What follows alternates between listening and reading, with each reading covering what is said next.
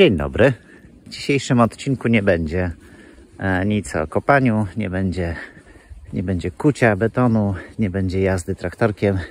Będę w nim odpowiadał na Wasze pytania. Bardzo dziękuję, tych pytań jest naprawdę dużo. Także w tym filmie nie odpowiem na większość z nich, bo też zależało mi, żeby film nie był jakiś wyjątkowo długi.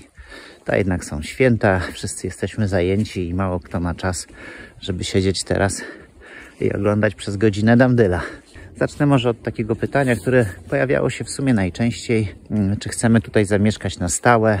My nie mamy takich planów, chcemy tu przyjeżdżać podobnie jak robimy to i teraz, na 2-3 tygodnie, a potem wracać do miejsca, gdzie mieszkamy na stałe.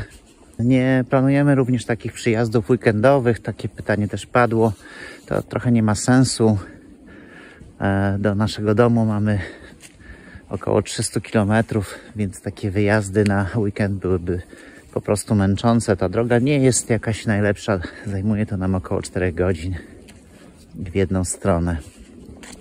Natomiast planujemy, żeby dom był domem całorocznym. Będę go chciał ocieplić w taki sposób, żeby nadawał się jak najbardziej do zamieszkania w nim również zimą. No, trudno by było, żebyśmy tutaj zimą nie przyjeżdżali, jak mamy takie piękne miejsce, gdzie jest szansa, że będzie śnieg. Ostatnie zimy pokazały mi, że tego śniegu może być nawet 30 cm. Więc szkoda byłoby z tego nie korzystać. Mamy też stawy, więc jeżeli byłby mróz, to mamy piękne lodowisko. No. Więc jak najbardziej dom będzie całoroczny. On oczywiście nie będzie w takim standardzie, jak teraz buduje się domy. Nie osiągnę na pewno takich parametrów, no bo to przy takim drewnianym domu jest naprawdę trudne do uzyskania. Nie wiem zresztą, czy konieczne, a na pewno odbyłoby się to kosztem wielkości pomieszczeń, bo jednak ocieplenie będziemy robili od wewnątrz. Więc jeżeli ja planuję dać 10 cm wełny drzewnej, do tego jeszcze dojdą tynki, to jest i tak już spore zmniejszenie tej powierzchni, niedużej powierzchni, bo nasz domek ma około 50 m2. Natomiast żeby te parametry osiągnąć tak jak teraz oczekuje tego Unia Europejska, to my byśmy musieli chyba zrobić ze 30 cm ocieplenia. Także tak na pewno nie zrobimy. Patrzę na pytania. Czy planujemy agroturystykę? No nie, bo agroturystyka byłaby zaprzeczeniem tego, dlaczego tu jesteśmy. Kupiliśmy siedlisko dla odosobnienia tego miejsca, dla ciszy, dla spokoju. A agroturystyka na pewno wprowadziłaby tutaj spore zamieszanie, szczególnie gdyby zajęli się nią ludzie, którzy nie potrafią tego robić, tak jak my. Więc nie, na pewno nie. O, pytanie, kiedy oddamy dom pod klucz? Nie potrafię na to pytanie odpowiedzieć, bo tak do końca nam nie o to chodzi, żeby teraz stawiać sobie jakieś harmonogramy, jakieś zadania, wytyczać jakieś cele, zadania. My tu przyjeżdżamy, bo lubimy to miejsce, robimy ten remont, ale nam się z nim nie śpieszy. Mamy gdzie mieszkać. Tu też te warunki do mieszkania są całkiem fajne. Przyczepa kampingowa jest wygodna, ma wszystkie potrzebne rzeczy. Ja się często śmieję, że jeżeli chodzi na przykład o możliwość gotowania, to ona ma więcej opcji niż mamy ich w naszym domu. No, jest i mikrofalówka, jest i gaz, jest i indukcja, jest i ognisko. W ostateczności to prawdziwa przyjemność. Można rozpalić ognisko i upiec sobie te kiełbaski na kolację. Zresztą padło też takie pytanie, czy ja już nie mam dość. No właśnie nie mam dość, a dalej znajduję entuzjazm do tego remontu i chęci i ochotę.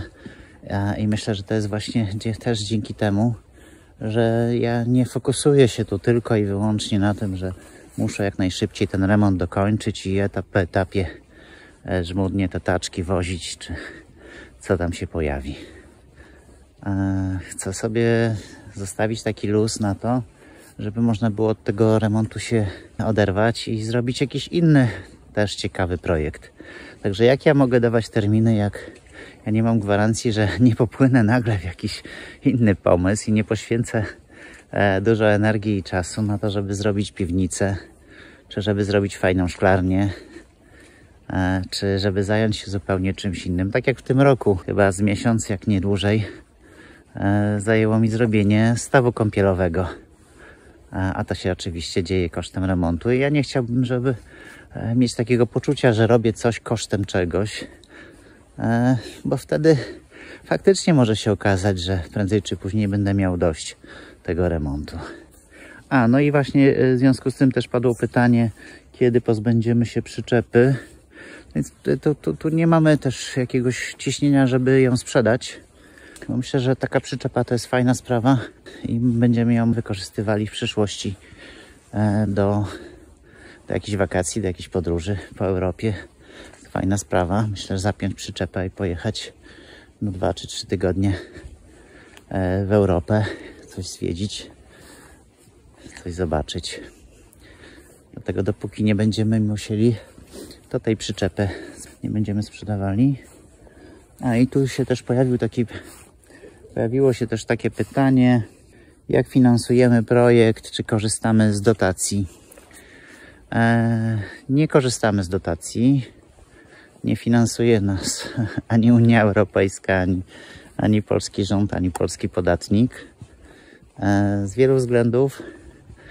Jednym z takich powodów, dla którego nie korzystamy, jest też to, że te wszystkie dotacje wymuszają spełnianie pewnego rodzaju standardów, a tak jak wcześniej powiedziałem, ja w tym domu nigdy nie osiągnę wskaźników wymaganych. Czy na przykład dotacje na wymianę źródła ciepła. Pewnie bym je dostał, bo ten dom oryginalnie miał tylko kuchnię węglową, więc mógłbym wnioskować o wymianę kuchni węglowej na przykład ogrzewanie gazowe. Tylko że wtedy, jeżeli się nie mylę, musiałbym z takiej kuchni węglowej całkowicie zrezygnować, bo nikt by mi takiej dotacji nie przyznał, gdybym ją w domu zachował, a my chcemy mieć kuchnię węglową. Więc to jest między innymi powód, dla którego nie skorzystamy również z takich dotacji. A projekt staramy się finansować po prostu z YouTube'a. Robimy tak, że chcemy, żeby te wpływy, które się pojawiają z YouTube'a, szły na bieżąco właśnie na remont domu. Różnie to wychodzi, od razu przyznam, więc tym bardziej Was proszę o subskrypcje, o lajki, o komentarze i o oglądanie reklam. To wszystko nam pozwala zdobywać środki na ten remont. Przejdę do następnego pytania. Skąd pomysł ratowania tego domu? Czy nie łatwiej postawić nowy? Czy to się opłaca i czy ten dom jest tego wart? Powiem tak, bardzo lubimy drewniane domy. Myślimy, że uważamy, że to są takie domy z duszą, z historią. Są takie miejsca, których coraz mniej na naszych mapach. I jeżeli trafiła się taka możliwość, to stwierdziłem, że chcę taki dom wyremontować, bo czuję, że to jest coś ważnego dla nas, dla mnie. Natomiast czy to się opłaca? Wszystko zależy. Jeżeli tak jak w mojej sytuacji, ja mogę poświęcić czas na to, żeby zdobywać wiedzę, jak taki dom należy wyremontować i czas na to, żeby go remontować, to moim zdaniem ma to sens i to się opłaca. A dlaczego ten akurat dom? Spodobało nam się całe to siedlisko. Spodobały nam się wszystkie te budynki. Ten dom nie jest jakiś przepiękny, fantastyczny. On nie ma jakichś walorów zabytkowych. To nie jest dom, w którym jest przepiękny ganek, modrzewiowe bale. Natomiast tak pomyślałem, że i taki dom warto zachować. I taki dom warto również wyremontować. Także czy to się opłaca i jakie wyszły koszty, no to do tego odcinka jeszcze daleko. Na pewno po skończeniu remontu pokuszę się o podsumowanie i wtedy będziecie mogli ocenić sami. Robiłem takie cząstkowe podsumowania. Wydaje mi się, że wymiana podwaliny i tak, to była wymiana podwaliny i odwodnienie, to podsumowywałem.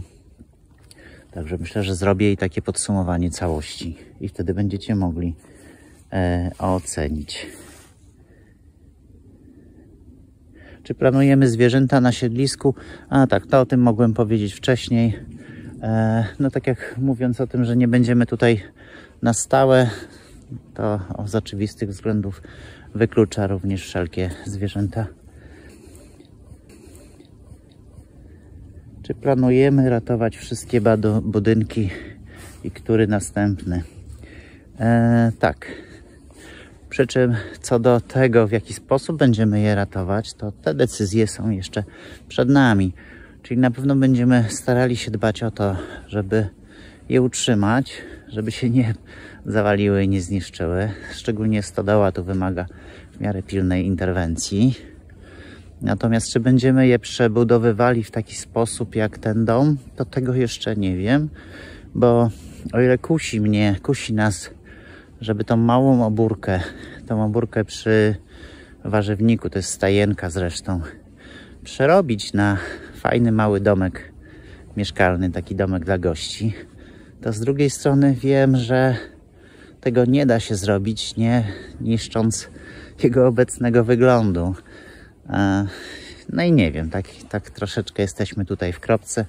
Zobaczymy jeszcze, jaką podejmiemy tu decyzję. 6. O, ważne pytanie od Jasia. 5-letniego Jasia. Czy ten dom jest solidny, bezpieczny i czy się nie zawali od takich prac? Mogę Cię uspokoić, ten dom jest jak najbardziej solidny i bezpieczny. Prace, które wykonuję, może nie wyglądają zawsze najbezpieczniej, ale mogę Cię zapewnić, że zanim podniosę dom na lewarku w jakimkolwiek z miejsc, to ja wielokrotnie wcześniej do tego domu podchodzę, do danej ściany podchodzę, przyglądam się jej i rozmyślam o tym, co może pójść źle. Staram się każdą z takich operacji wcześniej dokładnie przemyśleć, tak żeby nie było niespodzianek i dodatkowej pracy. O, tu z innego ogródka pytanie, właśnie o ogródek. Czy ogródek dostanie boczne płotki? Czy wystarczą jeżyny? Myślę, że ogródek będzie musiał dostać boczne płotki. Może nie taki płotek jak ten od frontu. Marta mówiła coś o żywopłocie z grabu. Natomiast tak, bo ten nasz ogródek powoli się rozrasta i powoli się przesuwamy coraz głębiej w jeżyny i karczujemy te jeżyny. Także prędzej czy później jeżyny nam się skończą i ta osłona też. Także będziemy musieli wtedy zrobić płotek. Czy studnia się oczyszcza, czy działa i co? Jaki jest plan B, gdyby nie działała? To były 2 chyba, albo nawet 3 pytania, które połączyłem w jedno. Tak, studnia powoli się oczyszcza. Niemniej to jeszcze potrwa, bo obecnie to jest tak, że widzę, że ta woda leci już prawie czysta, a nagle zaczyna lecieć ciemniejsza, taka właśnie mętna i znowu czysta, więc widzę duży progres, ale chyba to jeszcze zajmie trochę czasu, dlatego że ta studnia jest bardzo mało wydajna. Także już wiem, że żeby z niej skorzystać, będziemy musieli poszukać jakiegoś rozwiązania z dużym zbiornikiem wody, który będziemy napełniali z tej studni sukcesywnie i potem korzystając już będziemy mieli ten bufor wody taki, że w ciągu dnia wykorzystujemy, a w nocy ten zbiornik się powoli dopełnia. No tak, to chyba już wszystkie pytania, na które mogę odpowiedzieć w tym odcinku. Zostało bardzo dużo pytań związanych z remontem, takich mocno szczegółowych pytań. Na nie odpowiem w następnym filmie. A my życzymy Wam zdrowych i spokojnych świąt. I dziękujemy bardzo, że z nami jesteście i nas oglądacie. Będziemy wdzięczni również za subskrypcję, za lajka, za komentarz, za oglądanie reklam. No w końcu jakoś musimy sfinansować ten projekt, tak jak projekt remontu, tak jak już wcześniej to powiedziałem. Dziękujemy i dobranoc.